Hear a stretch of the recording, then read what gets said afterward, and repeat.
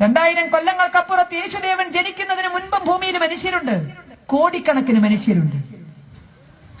അവരെല്ലാം ജീവിച്ചു, വളർന്നു, മരിച്ചു. എന്തെങ്കിലും കുഴപ്പം പറ്റൂ? അതുപോലെ ഇപ്പോഴും നടക്കില്ലേ? ആഫ്രിക്കൻ രാജ്യങ്ങളില് അവിടുത്തെ വിമോചന സമര നേതാവിന്റെ വാചകങ്ങൾ നമ്മൾ പഠിച്ചിട്ടുണ്ട്. ജോമോ കിനിയാത്തയുടെ അദ്ദേഹം പറഞ്ഞത്, മറ്റേ ക്രിസ്ത്യാനികള് അല്ലെങ്കിൽ മതപ്രചാരകര് ആഫ്രിക്കയുടെ മണ്ണില് സായിപ്പന്മാര് വരുമ്പോ ഞങ്ങളുടെ ഭൂമിയുണ്ട്, അവരുടെ ബൈബിൾ ഉണ്ട്. ഞങ്ങളുടെ കയ്യിൽ ഭൂമിയുണ്ട് ഇഷ്ടം പോലെ, അവരുടെ കയ്യിൽ ബൈബിൾ ഉണ്ട്. അവര് വന്നിറങ്ങിയപ്പോൾ ബൈബിള് ഞങ്ങളുടെ കയ്യിൽ തന്നു. ബൈബിള് വെച്ചു കണ്ണടച്ച് പ്രാർത്ഥിച്ചോളാൻ പറഞ്ഞു. അവര് ഞങ്ങൾ കണ്ണടച്ച് പ്രാർത്ഥിച്ചോളാൻ പറഞ്ഞു. ഞങ്ങൾ കണ്ണടച്ച് പ്രാർത്ഥിച്ചു. ഞങ്ങൾ കണ്ണു തുറന്നപ്പോ അവരുടെ ഇരുന്ന ബൈബിള് ഞങ്ങളുടെയിലുണ്ട്, ഞങ്ങളുടെ ഇരുന്ന ഭൂമി അവരുടെയിലുണ്ട്. അപ്പൊ ഇതാണ് ഇന്ന് ഇവിടുത്തെ ആളെ കൂട്ടൽ തന്ത്രം. ഇതിനേക്കാൾ എത്ര ഭേദ പിള്ളേരെ പിടിച്ചുകൊണ്ട് വന്ന മറ്റേ നമ്മള് കുട്ടികളെ പിടുത്തക്കാരെ പറഞ്ഞവര് എത്ര ഭേദ. ഒന്നിനെനിക്ക് ജീവിക്കാൻ വേണ്ടിയിട്ടാണ്. ഇവിടെയാണ് നമുക്ക് ഇറങ്ങേണ്ടി വരുന്നത്. ലോകത്ത് ക്രിസ്തുമതം മാത്രമേ ശരിയുള്ളൂ. അവരുടെ അമ്മമാര് മാത്രം പ്രസവിച്ചാ പോരെ? ദൈവം വിചാരിച്ചാൽ നടക്കില്ലേ? ബാക്കിയുള്ളവരാരും ഇനി മുതൽ പ്രസവിക്കേണ്ടെന്നൊരു തീരുമാനം ദൈവം എടുത്താൽ അവിടെ നിന്നില്ലേ ഹിന്ദുമതം? പിന്നെ മുന്നോട്ട് നീങ്ങും. എന്തിനാ ഈ കമ്മീഷൻ ഏജന്റുമാര് പായണത്, വേണ്ടാധീനം കാട്ടിക്കൊണ്ട് ഓടുന്നത്? ദൈവമാണ് തീരുമാനിച്ചോട്ടെ, ഞങ്ങൾക്ക് ഒരു കുഴപ്പമില്ല, ആ വിധിക്ക് കീഴടങ്ങാൻ നമുക്ക്.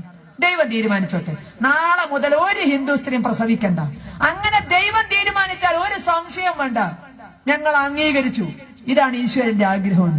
ഇന്ന് ഞങ്ങൾ കാണുന്ന കമ്മീഷൻ ഏജന്റുമാരുടെ ആഗ്രഹമാണ്. അതിന് വഴങ്ങിക്കൊടുക്കാൻ ഞങ്ങൾ തയ്യാറല്ല. മതേതരത്വം സ്വാതന്ത്ര്യം അനുഭവിച്ചിരിക്കുന്ന മക്കളെ തട്ടിക്കൊണ്ടുപോകാനല്ല, കുടുംബങ്ങളെ നശിപ്പിക്കാനല്ല, കുടുംബങ്ങളെ വേവലാതിപ്പെടുത്താനല്ല, അവരെ ഭ്രാന്തിന്റെ വക്കോളം എത്തിക്കാനല്ല.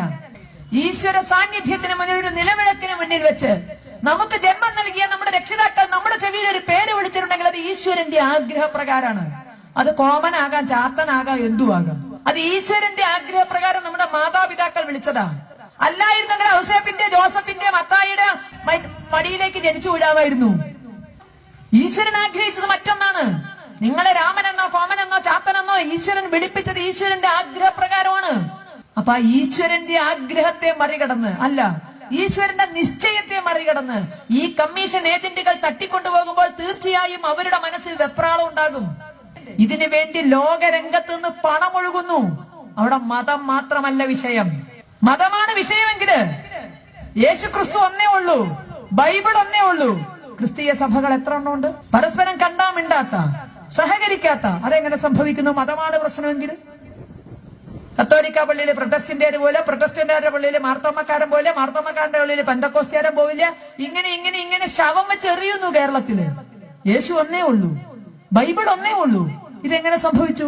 പണത്തിനും അധികാരത്തിനും വേണ്ടിയുള്ള പോക്ക്.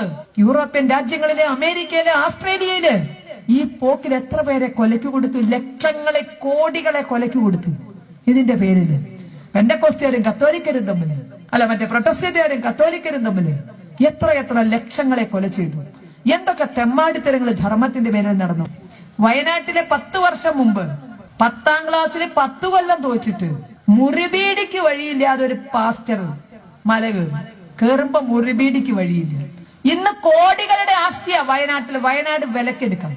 അത് വെച്ച് വിലക്കെടുക്കുന്ന അവിടുത്തെ പാവപ്പെട്ട ആദിവാസി സമൂഹത്തെ വിലക്കെടുക്കുകയാണ്. ആ പാവങ്ങൾക്ക് ആദ്യമൊന്നും അറിഞ്ഞില്ല. കുട്ടികൾക്ക് ട്യൂഷൻ സുഖമല്ലേ, പിള്ളേരെ പഠിപ്പിക്കുന്നു. ട്യൂഷൻ എന്ന് മാത്രമല്ല, അവിടെ ചെന്ന അടിപൊളി ഭക്ഷണം, രക്ഷിതാക്കൾക്ക് വേണ്ടതൊക്കെയുണ്ട്. പക്ഷെ 2-3 മാസം ട്യൂഷൻ കഴിഞ്ഞപ്പോ ഒരു ദിവസം ട്യൂഷന് ചെന്നപ്പോ പറഞ്ഞു, ട്യൂഷന്റെ മുമ്പ് ഒന്ന് പ്രാർത്ഥിക്കണം. ഭക്ഷണം കൊടുക്കണതിന്റെ മുമ്പ് ഒന്ന് പ്രാർത്ഥിക്കണം. ഇങ്ങനെ കുറച്ചു കഴിഞ്ഞ് കുട്ടികൾ വീട്ടിൽ വന്ന് പറഞ്ഞപ്പോഴാണ് പലർക്കും സംഗതി മനസ്സിലായത്. ഈ ഭക്ഷണം തരണത്, നമ്മൾ നായക്ക് ഭക്ഷണം കൊടുക്കണ്ടല്ലോ, നായോടുള്ള സ്നേഹം കൊണ്ടല്ലോ. നമുക്ക് ചില ലക്ഷ്യങ്ങളുണ്ട്. നായ നമ്മുടെ വീട് കാക്കുന്നു, അങ്ങനെ ചില ലക്ഷ്യങ്ങളുണ്ട്. അതുപോലെ ചില ലക്ഷ്യങ്ങളെ കൊണ്ടാ ഈ ഭക്ഷണം തരണത്. ചൂണ്ടയിട്ട് മീൻ പിടിക്കുമ്പോ മീന് ഭക്ഷണം കഴിച്ചോട്ടേച്ചിട്ടല്ലേ ഈ മീനിനെ കൊടുക്കാൻ വേണ്ടിയിട്ടാ ചൂണ്ടയമ്മ ചെറിയ മറ്റേ ജീവികളെ കൊളുത്തി കൊടുക്കണത്. ഇത് തിരിച്ചറിഞ്ഞപ്പോ പോലീസ് സ്റ്റേഷനിൽ 3 പരാതി കൊടുത്തു. പുല്ലുവല്ല കൊടുത്തത്, ഹിന്ദു അല്ലേ.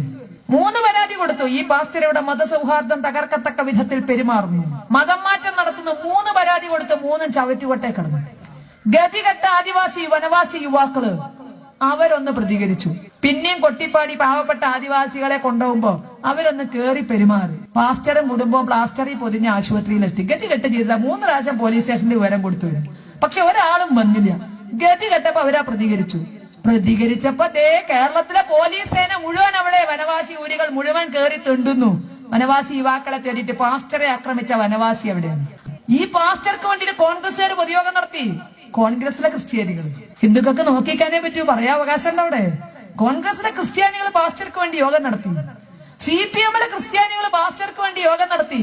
CPM-ലെ ഹിന്ദുക്കൾക്ക് പറ്റുമോ വനവാസിക്ക് വേണ്ടി ഒരു യോഗം നടത്താൻ? പറ്റില്ല. ഈ പാർട്ടിയിലെ ക്രിസ്ത്യാനിക്ക് വേണ്ടി മീറ്റിംഗ് നടത്തിയത് കോൺഗ്രസ്സുകാരെ നടത്തി, CPM-മാരെ നടത്തി. അവിടെ ബാക്കി പാർട്ടിയുടെ ജനതാദളക്കാരൊക്കെ നടത്തി, എനിക്കറിയില്ല. ഈ പിള്ളേരെ പിടുത്ത, ഈ ആളെ പിടുത്തം നിർത്തണം. ഇതല്ല മതം. മതത്തിന്റെ പേര് കാണിക്കുന്ന ഈ തെമ്മാടിത്തരങ്ങൾ അത് അവസാനിപ്പിച്ചേ പറ്റൂ. ഒരു മതം ശരിയോ തെറ്റോ എന്ന് പറയേണ്ടത് മറ്റൊരാളല്ല. അത് കാലത്തെ അതിജീവിച്ച് 10,000 വർഷത്തിലധികം അതിജീവിച്ച് ഹൈന്ദവ ധർമ്മം വന്നിട്ടുണ്ടെങ്കിൽ ഇന്നലെയും മിനിഞ്ഞാന്നും പൊട്ടിമുളച്ച മഴയ്ക്ക് പെയ്ത തകരകളെ പോലെ, അല്ലെങ്കിൽ പുതുമഴയ്ക്കുണ്ടായ ഈയാമ്പാറ്റകളെ പോലെ വളരുന്നവരെങ്ങനെയാ 10,000 കൊല്ലം വർഷമുള്ള ഒരു ധർമ്മത്തെ പറ്റി പറയണത്? അതിലുപരിയായിട്ട് ഇവിടെ ആദിവാസി ഊരുകളിൽ കച്ചവടം നടത്തുന്നു. കാശ് കൊടുത്ത്, അല്ലെങ്കിൽ ഇത് കൊടുത്ത്, സമാധാനം ഇങ്ങനെ കൊടുത്തു വരുന്നു. പണം ഇങ്ങോട്ട് തരികയാണ്. പക്ഷെ തിരിച്ചൊരു കാഴ്ചയുണ്ട്.